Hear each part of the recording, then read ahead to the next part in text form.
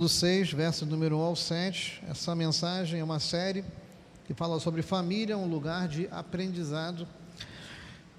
Deuteronômio capítulo 6, abra sua Bíblia, por favor, não fique sem abrir a palavra de Deus, nunca, jamais, em nome de Jesus, ok? Deuteronômio capítulo de número 6, verso de número 1 ao verso de número 7, em reverência à palavra do Senhor. Diz o seguinte aqui, tá? São esses os mandamentos, os estatutos e os juízos que o Senhor, seu Deus, ordenou que fossem ensinados a vocês, para que vocês os cumprissem na terra em que vão entrar e possuir. Verso número 2 diz o seguinte: vocês me ajudam no 2, Santa Igreja? Vamos lá, me ajuda, vai. Para que...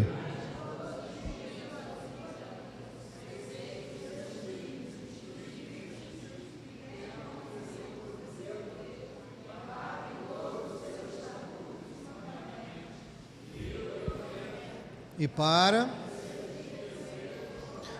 Verso 3 diz o seguinte: portanto, me ajuda, vai, mas vamos numa só voz, porque a gente deu uma destoada aqui, está no 2, no 3, vai, me ajuda, vai. Portanto, e tenha o cuidado de cumprir, para que e vocês muitos se multipliquem na terra que mana leite e mel, como o Senhor lhes prometeu. Verso 4 comigo, me ajuda, vai. Escute, Israel. Continue, 5, vai. Portanto, de toda. Lindo, vamos lá, verso 6, ó. Essas palavras que hoje lhe ordeno. Vamos lá, verso 7, a gente para, vamos lá, vai, ó. Você as inculcará a seus filhos, e delas falará quando estiver andando ao... Fecha os olhos. Senhor Deus, obrigado por tudo, pela tua palavra, que possamos aprender o sentido, Senhor Deus, do aprendizado na família, porque nós nunca teremos filhos tementes a Deus se os nossos filhos não verem em nós, ou não verem em nós, o temor do Senhor.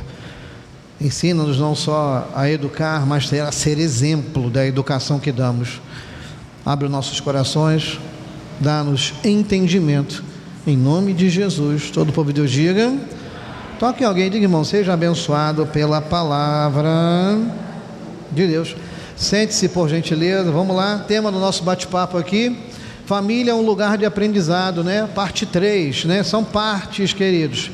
Provavelmente não terminaremos hoje, mas fique tranquilo, é uma sequência. Na semana que vem, Deus nos dando condições e vida, estaremos dando a sequência aqui e provavelmente terminando, tá?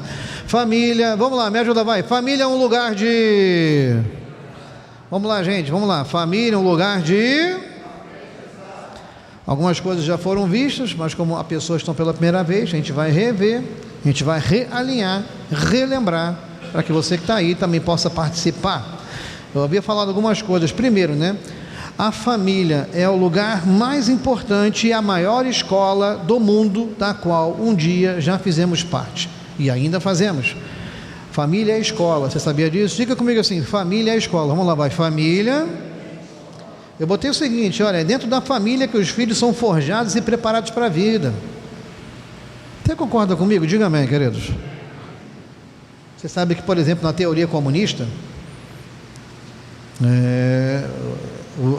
a teoria comunista prega que os filhos não pertencem a pai e mãe. Você sabia disso? E eu vejo tanta gente, às vezes, batendo palma para Marx aí, né? Eu ouvi falar Karl Marx, né? Que é o profeta maior, né? A gente pode chamar assim, em termos ideológicos ou religiosos.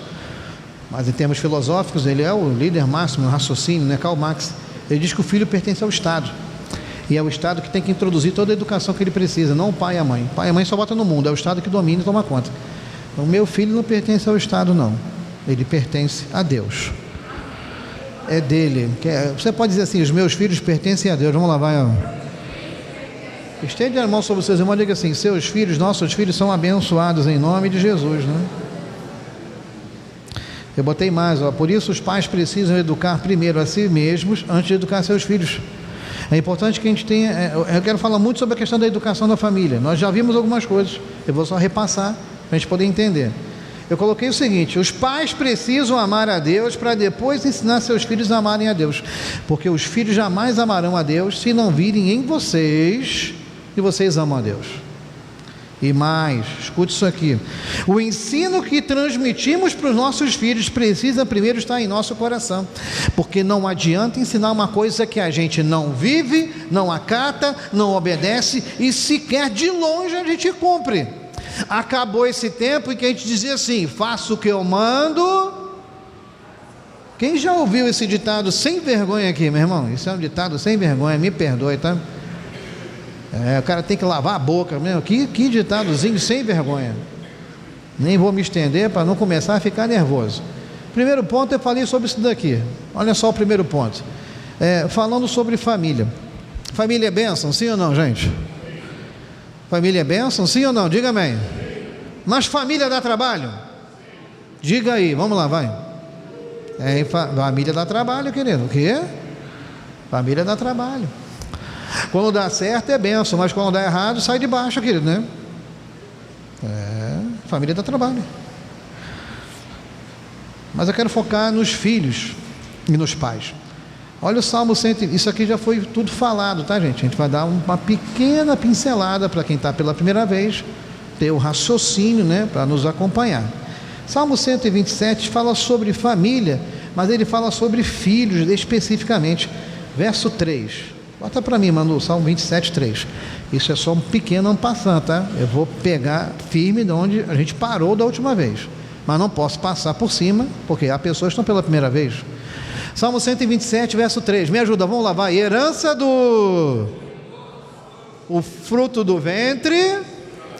Então a gente vê uma palavrinha aqui, herança. Fale comigo assim, herança. Vamos lá, vai, ó. Filhos são dados como herança, você herda eles. Esses filhos que Deus te deu é para o resto da sua vida.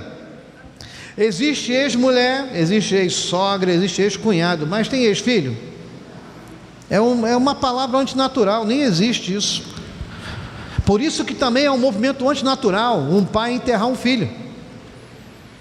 Não há uma nomenclatura. Quando o marido morre, a mulher é viúva. Quando a mulher morre, o cara é viúvo, e por aí vai. Mas qual é a nomenclatura que dá para um filho que morre e a gente enterra? Amados, em nome de Jesus, vou pedir para mim, se você quiser, eu vou repetir, eu vou falar a frase, você vai dar amém se quiser, mas eu vou te explicar para tu entender. Em nome de Jesus, conosco vai acontecer o movimento natural. Nós vamos morrer e nossos filhos vão nos enterrar. Eu nunca vou enterrar um filho em nome de Jesus. Você crê? Diga amém, querido. Que assim seja. Que Deus não permita isso. Abençoa uma casa aí perto de você, diga assim: sua casa é abençoada, nossa casa é abençoada, amém? Tudo já foi visto, tá, queridos, né? Mas nós estamos dando uma pequena passada, tá? 2, não se trata somente de dar educação. Bota para mim aí o 2 aí. Sua bela voz comigo, vamos lá, povo de Deus, vai. Não se trata somente... Porque tem pessoas que acham assim: vamos pagar a melhor escola e acabou, e bota e enfurna lá e acabou. Não. A escola vai educar dentro das matérias que ele precisa aprender, e você dentro de casa vai educar para que ele possa ser um cidadão correto, decente, honesto, que haja com clareza, que seja exemplo para a sociedade. Às vezes a gente se mata para educar a filha, às vezes a gente vê que eles estão aprendendo coisa que a gente nem ensinou. Meu filho de 9 anos, né? Quem tem filho na faixa etária de 8, 9, 10 anos? Deixa eu ver, que tem uma turminha, né? Como o meu. Outro dia estava falando um negócio lá em casa que eu não sei de onde tirou. Eu perguntei: o que significa isso? Ele não sabia explicar. Mas ele está repetindo por quê? Aí eu falei: você tem que parar com essa mania. Eu sempre ensino para ele, né? Principalmente quando está ali na internet, a gente está sempre monitorando, né? Filho não pode ficar abandonado na frente da TV mais não, tá, gente? A TV educa, mas também deseduca. Eu sempre ensino a ele: nem tudo que se ouve se repete. Repete comigo, vamos lá, vai. Nem tudo que se repete.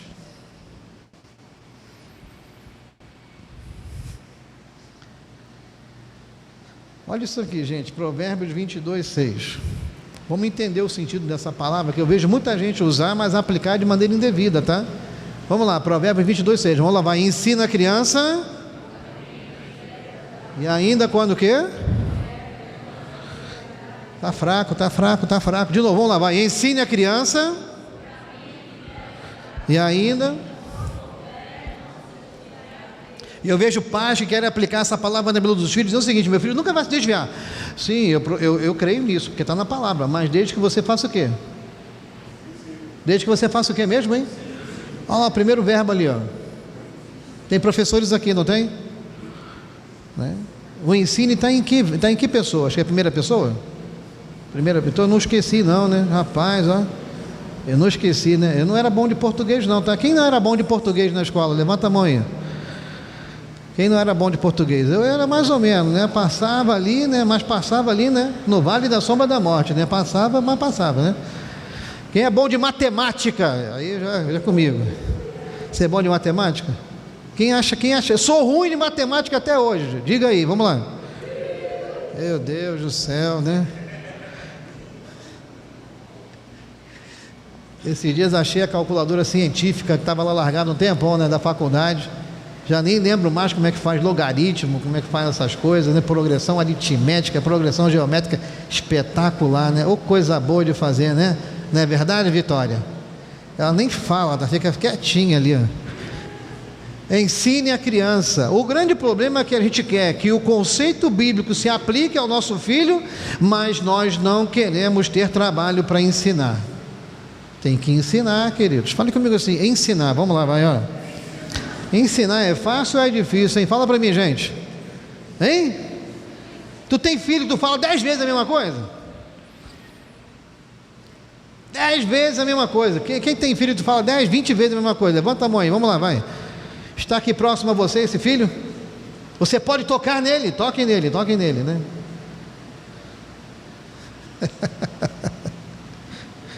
Três, queridos, bota para mim aí, foi onde a gente parou e agora a gente vai pegar firme aqui. Falando da cobertura de oração. Fale comigo assim, falando os pais, além de serem os genitores, né, aqueles que trouxeram ao mundo, aqueles que educam, eles também são os intercessores dos seus filhos. Diga assim, os pais são intercessores dos filhos. Me ajude, vamos lá, Santa Igreja, vai. Os pais... A Bíblia diz que os filhos precisam ser guiados, orientados e educados, mas precisam ter também acesso à intercessão. Você imagina quando um pai e uma mãe não tem Jesus como Salvador? Você tem ideia de mais ou menos do dano que é causado? Nem sempre a gente vai dizer que deu tudo errado, mas tem tudo para dar tudo errado, porque a gente precisa de pais que não só eduquem, mas que intercedam pelos seus filhos. Você ora pelos seus filhos? Quem é pai e mãe aqui? Levanta a mão e ora pelos seus filhos aí. Ore, querido, ore mesmo. O mundo está maligno. Ele não está mal, está maligno, está pior, está trevas. Cada vez que eu olho e vejo uma coisa, eu digo assim, não é possível que isso está acontecendo. Todas as barreiras já foram quebradas. Exemplos bíblicos de pais que intercediam pelos seus filhos. Olha isso aqui, Gênesis 25, 21. Ele vai falar sobre o seguinte, vai falar sobre Isaac. Isaac orou ao Senhor por sua mulher, porque ela era o que, gente? Vamos lá, vai. Vamos lá, gente, ela era o que? O Senhor ouviu o que? E Rebeca, a mulher de Isaac, o que? Ela ficou grávida de quantas crianças? Qual era o nome deles? Vamos lá, vocês leem Bíblia, gente. Aqui a gente ensina a Bíblia. Foram 2, né? Nasceu quem?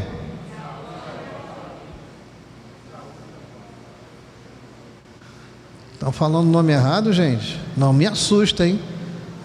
Hein? Jacó e Esaú, gente. Não é Jacó e Saul, não, irmão. Pelo amor de Deus, hein? Não faz isso comigo, né? Falou Saul aí, Priscila, né? Não falou, não? Depois a gente faz um gabinete. Você não falou não, querido, né? Alguém respirou aí o nome do Saul aí. Repare que a intercessão desse homem pela sua mulher fez um milagre. Senhores pais, a maior responsabilidade da educação é de vocês. A mãe auxilia, mas vocês são os cabeças, líderes espirituais da família e responsáveis pela intercessão dos filhos de vocês. Quer ver uma coisa que eu admiro?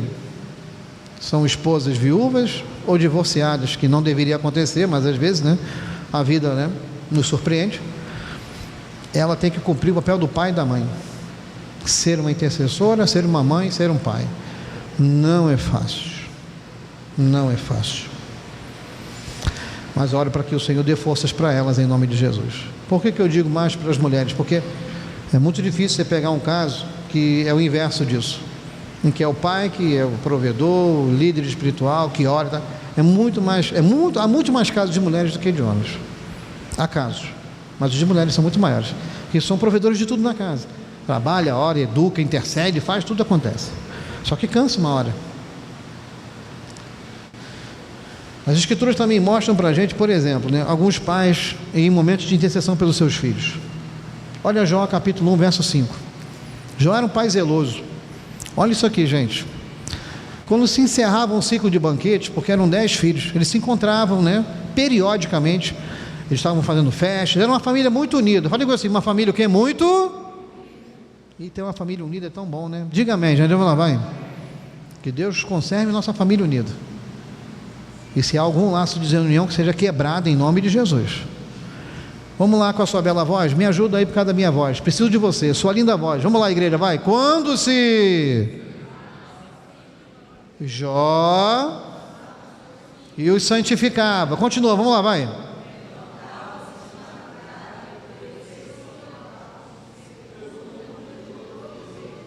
Pois Jó pensava assim, vamos lá, vai.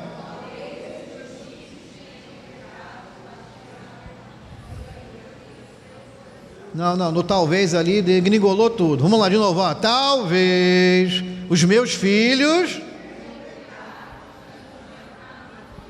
em seu coração. Jó, ele não orava uma vez na semana, uma vez no mês, quando ele lembrava. Não, era continuamente. A oração familiar é contínua. Talvez hoje a sua família está vivendo um fracasso espiritual porque tu é um pai que não ora pelos teus filhos, tu é uma mãe que não ora pelos seus filhos. Talvez você, filho, que tenha pais que não são servos de Deus, ainda não teve um sucesso na sua empreitada espiritual dentro da sua casa, porque você não é um camarada que ora. Os seus filhos veem você orando, seus filhos veem você lendo, ou eles só veem você brigando, se estapeando com a tua mulher, maldizendo, falando palavra de baixo calão. Como é que tu quer exigir transformação dentro da tua casa, se você é o primeiro a amaldiçoar aquele lá? Essa casa aí é abençoada em nome de Jesus. Toque alguém aí perto de você, diga assim: sua casa, nossa casa é abençoada, querido. Davi também, né? Davi não é um exemplo de pai, é um grande líder e rei, mas como pai, ele foi um fracassado. Desculpa a expressão da palavra. Ele errou e errou muito, mas ele orava. Olha isso aqui, gente. 2 Samuel capítulo 6, verso número 20. Vamos ficar só com a parte A do versículo. 2 Samuel 6, verso 20. Quando Davi regressou para abençoar sua casa. Me ajuda, vamos lá, vai. Quando Davi o quê? Não. De novo, vamos lá, de novo. Ó. Quando Davi... Para aqui. Ele era uma pessoa que orava pela sua casa. Você ora pela sua casa? Quem ora pela sua casa aqui, querido? Nunca desista de orar pela sua casa.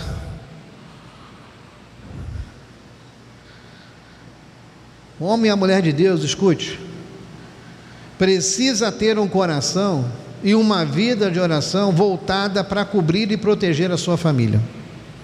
Deu para entender isso? Dá um amém aí, vamos lá, vai. Olha isso aqui, gente. Esdras capítulo 8, verso 21. Esdras era um exemplo de pai e de intercessor, tá, gente? Esdras 8, verso de número 21. Amém?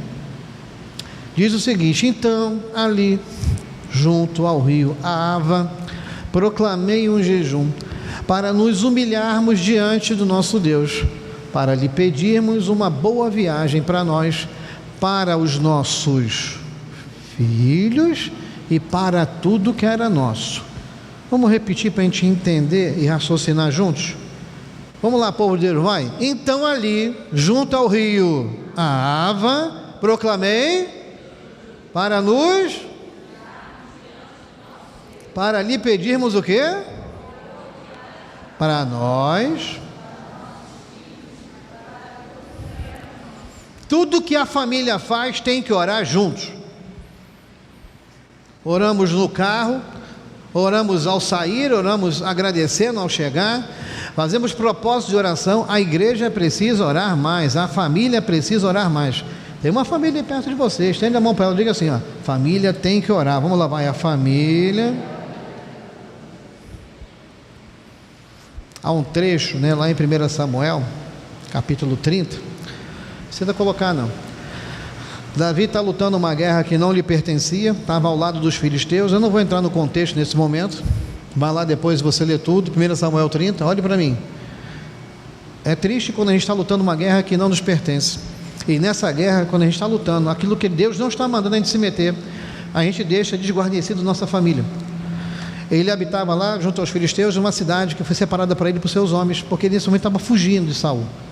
Eu não vou entrar no contexto histórico, lê depois 1 Samuel e 2 Samuel que você vai entender tudo. Leia a Bíblia. Só que nesse momento o que aconteceu?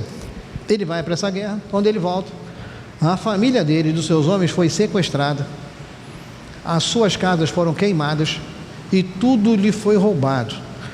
Em 2 Samuel, no capítulo número 30, lá nos versículos 4, 5 e 6, diz que o povo ficou tão indignado, chorava tanto com a perda da sua família, dos seus filhos e suas mulheres, que eles pensaram até, os homens que seguiam cabalmente Davi, tinham inclusive, Lucas, uma admiração tremenda por ele, agora queriam matar ele, porque ele como líder os conduziu por uma situação em que fez eles perderem suas famílias, e o choro deles era um choro que se escutava a quilômetros, eles gritavam.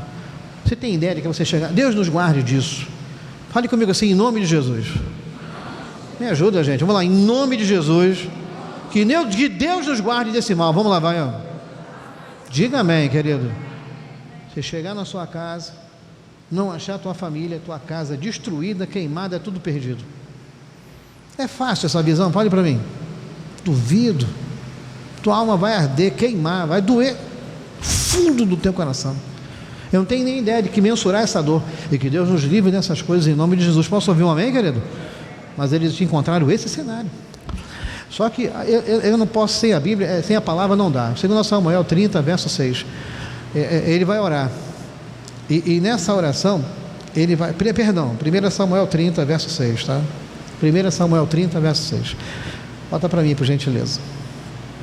Davi ficou muito angustiado, pois o povo falava de apedrejá-lo, porque todos estavam amargurados, cada um por causa de seus filhos e de suas filhas. Mas Davi, vamos lá, me ajuda, vai, não, solta a voz aí e me abençoa, vai, sua voz é linda, vamos lá, vai, mas Davi, hoje Deus está reanimando você e te fortalecendo para cuidar da tua casa e da tua família, em nome de Jesus. Estende a mão sobre os seus irmãos, diga assim, ó, receba renovo de Deus em nome de Jesus. Não desista da tua família, seja querido, seja instrumento de Deus para orar e abençoar a tua casa, querido. Querido, quem tem família sabe, família dá trabalho, mas você ora, você busca, você jejua. Talvez você diga assim, pastor, hoje eu tenho filhos afastados da casa do Senhor. Deus pode e vai trazer de volta. Eu creio, querido. Quem crê em milagre aí, dá um glória a Deus. Vamos lá, vai. Existe alguma coisa impossível para o nosso Deus? De que ele fala mesmo, hein? Os impossíveis dos homens. Deus é Deus de família.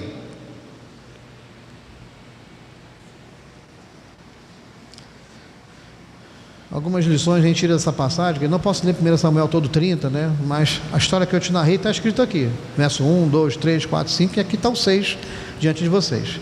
Duas lições a gente aprende aqui. Primeiro, que a gente precisa proteger nossos familiares, cobrindo eles de oração. Deus ouve a sua oração, você sabia disso? Pega na mão do seu irmão, revela para ele assim, diga assim, irmão, Deus ouve a sua oração. E os pais são intercessores que oram para tapar brechas. Você precisa tapar as brechas na sua família. Mas o meu pai só sabe brigar. É um problema, então vai para o joelho, mulher. Pede o poder de Deus sobre a vida desse homem aí, em nome de Jesus. Ah, mas a minha mulher só sabe amaldiçoar a casa, pastor. Tem que orar para converter essa boca em nome de Jesus. Vocês têm que estar juntos. A gente tem que lutar unido, querido. Não pode, né? Um rema para um lado, o outro o quê? Rema para o outro. Porque momentos difíceis acontecem. Que Deus guarde nossas vidas e famílias. Esses dias estava vendo, foi ontem, não lembro aqui. Vocês ouviram falar de um acidente com uma equipe de remo, lá do Rio Grande do Sul? Todos jovens, 17, 18, 19, 20 anos. Uma carreta que perdeu a direção, pegou o ônibus deles, matou todo mundo. Todos jovens de um corpo atlético, né? Se não me engano, era escola de remo. Você imagina essas famílias recebendo essas notícias, querido. Você manda o teu filho para uma determinada situação, onde ele vai ali exercer, né, uma função, e aí só chega a notícia, vai lá reconhecer o corpo que está morto. Irmão, se você não estiver firmado em Deus, eu não sei, como é que é isso? É inexplicável. É só Deus que nos sustenta. Repita comigo assim: é Deus que nos sustenta. Vamos lá, vai, ó. Porque nós vivemos um mundo mal, querido. A gente tem que estar em oração constantemente. Orai, vi como é que é mesmo? Ó. Vamos de novo, é certinho agora. Vigiai e orai. Que os dias são o quê? São maus, queridos. A gente não ora. O crente não ora. Uma segunda lição que a gente tira aqui, tá? Do livro de Samuel aqui, no caso de Davi, tá? É o seguinte, escuta isso aqui. O inimigo, ele sempre vai tentar se aproveitar do nosso descuidado. Tua parte você vai fazer, você vai orar, você vai buscar em Deus, Deus vai guardar a ti, tua casa e tua família. Tua casa está em que lugar aqui mais ou menos aí? Você pode mirar a mãozinha para lá? Diga assim: em nome de Jesus. Vamos mais uma vez, diga: em nome de Jesus, minha casa, minha família estão guardadas pelo Senhor. Diga amém, queridos. Toque alguém, diga assim: sua casa está bem guardada em nome de Jesus. Escute isso aqui, queridos, eu vou ler, tá? Preste atenção, por gentileza, para você entender o que eu vou falar aqui agora. O governo espiritual do lar também envolve proteção. Deus nos mostra, através da sua palavra, desde o início, quando ele ordenou a Adão, né, a questão que envolvia o jardim do Éden, ele deu essa palavra para ele, né? Gênesis capítulo 2, verso número 15. Vamos lá aqui comigo aqui. Gênesis 2:15, sobre guardar nossa casa. Olha só: o Senhor Deus tomou o homem e o colocou no jardim do Éden para cultivar e o guardar. O grande problema do Adão foi a sua negligência com a sua mulher. Ele foi criado primeiro, ele sabia das ordenanças, mas ele não só não vigiou, como permitiu que ela pecasse. Ele tem grande responsabilidade nisso, porque ela pode ter sido tentada, mas ele foi omisso na sua responsabilidade. Então todos os dois têm o seu grau de responsabilidade nisso. E olhe para mim, senhores pais, senhores líderes de suas casas, você que hoje é casado, também não tem filho, mas está projetando no futuro, olhe para mim. Nunca permita que o pecado de omissão entre na sua casa, em nome de Jesus. Você não pode ver um filho fazendo algo errado e não fazer nada. Deus vai te cobrar isso.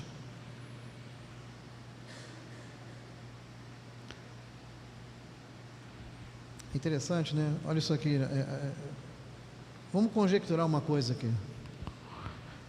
Se Adão tivesse cultivado e tomado todo o cuidado, em vigilância com relação ao jardim e à sua família, eu creio, né? Isso é uma conjectura. A gente não pode provar porque a Bíblia não diz, mas a gente pode imaginar. Se ele tivesse sido zeloso e disse assim: Senhor, eu aconselhei essa mulher, mas ele errou. Mas desde o momento que ele recebe do fruto, o que ele faz? Ele come imediatamente. Eu não entendi. Como é que pode isso? Ele conhecia tudo. É como um pai que conhece a sua casa, sabe dos pontos fortes e fracos, mas ele não investe para proteger a sua casa nos pontos fracos. Ele não evita situações. Temos que vigiar, queridos. Satanás vai sempre tentar entrar na sua casa, na minha casa. Você lembra do valente, do mais valente? O mais valente é Jesus, o valente é Satanás. Na tua casa, na minha casa, ele não vai entrar em nome de Jesus. Só que às vezes a gente infelizmente, a gente não vigia. A gente não vigia, vigia com a tua casa, o inimigo não entra naquela casa. Aquela casa está guardada e está blindada pelo sangue de Jesus Cristo. Abençoa alguém para mim, profeta. Fala assim: essa casa está guardada pelo poder do nome de Jesus. Vigia com a tua casa. Olha quem você bota lá dentro, com quem você está se relacionando.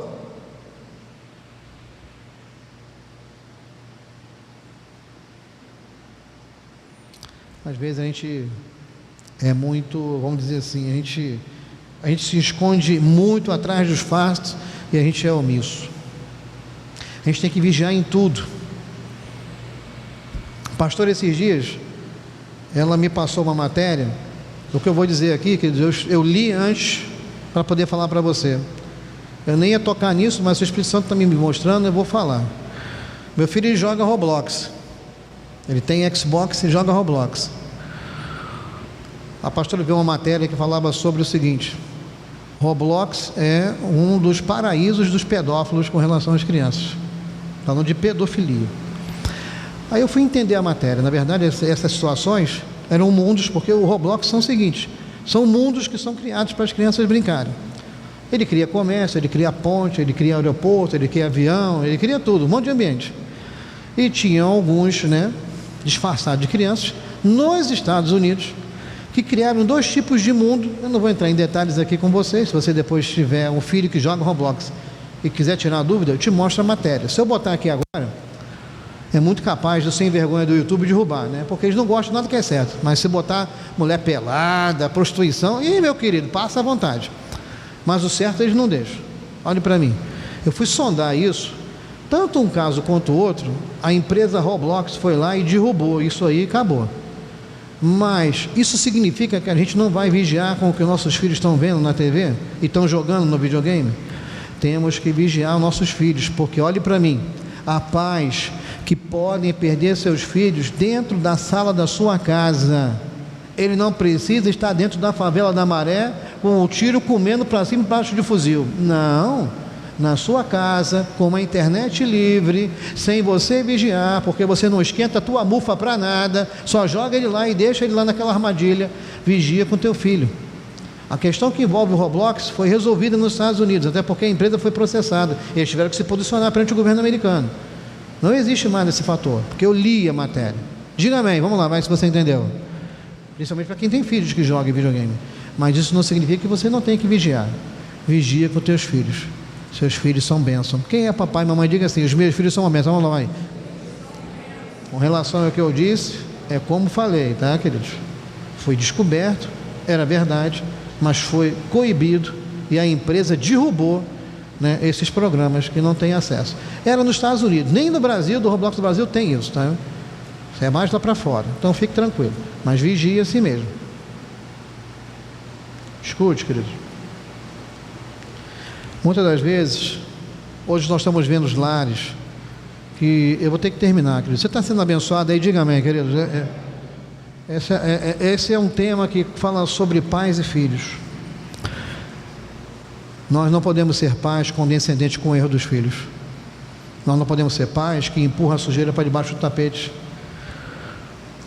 Nós temos filhos, Eu tenho agora um que casou, eu tenho um de 9, e vocês também são pais.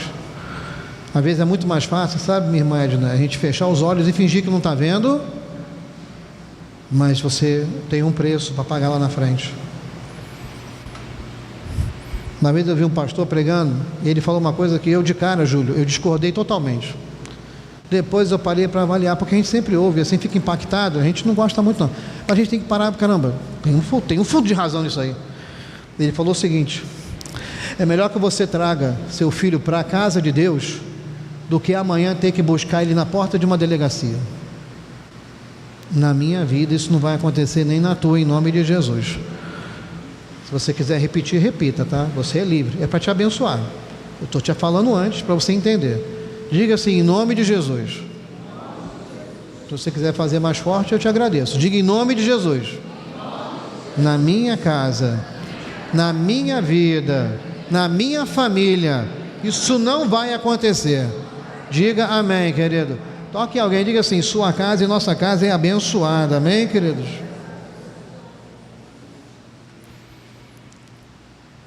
Ainda falando sobre a questão de Adão, do texto que nós lemos lá de Gênesis, está aqui. O grande problema dele é que ele foi negligente no guardar. Nós não podemos ser negligentes no guardar. Ele não coibiu o erro dela, pelo contrário, ele participou do erro dela. E há pais que são assim. E filhos são inteligentes, hein? Ele vai até você e pergunta assim: pai, posso sair? Eu digo não. Onde ele vai? Ele vai na mãe. O que a mãe faz? Ela libera. O ensaio é assim, tá? Vamos lá, quem é papai e mamãe aí? Quando um diz não, é o quê? Quando um diz sim, é o quê? Outra coisa que vocês fazem de errado, você diz assim: só vai ganhar o presente no fim do ano se você passar o quê? Mas ele repete, o que tu faz? Dá o presente para ele, porque tu é assim, coração mole, querido. Tem crente que tem coração de geleia, meu irmão, é um problema. Hoje nós vamos orar para esse coração ficar firmado em nome de Jesus, tá? Sai desse homem, esse coração de geleia aí, em nome de Jesus, porque esse teu coração já te arrebentou um monte de vezes, tá? Quem já errou por causa do coração aqui, levanta a mão aí, dá um i, vamos lá, vai, ó. Tenho certeza que você já errou. Você é bacana, você é bom às vezes, empresta dinheiro para os outros que Deus não mandou, aí depois fica reclamando por que não está recebendo de volta. É verdade, Deus não mandou você se meter no assunto, vai lá e se mete. Querido, cuida da tua casa, querido, cuida dos teus filhos. Eu quero orar por você e pelos seus filhos.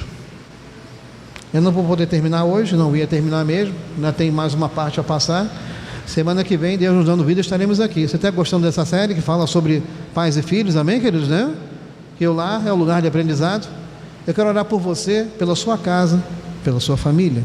Se você deseja, fique de pé, em nome de Jesus, amém?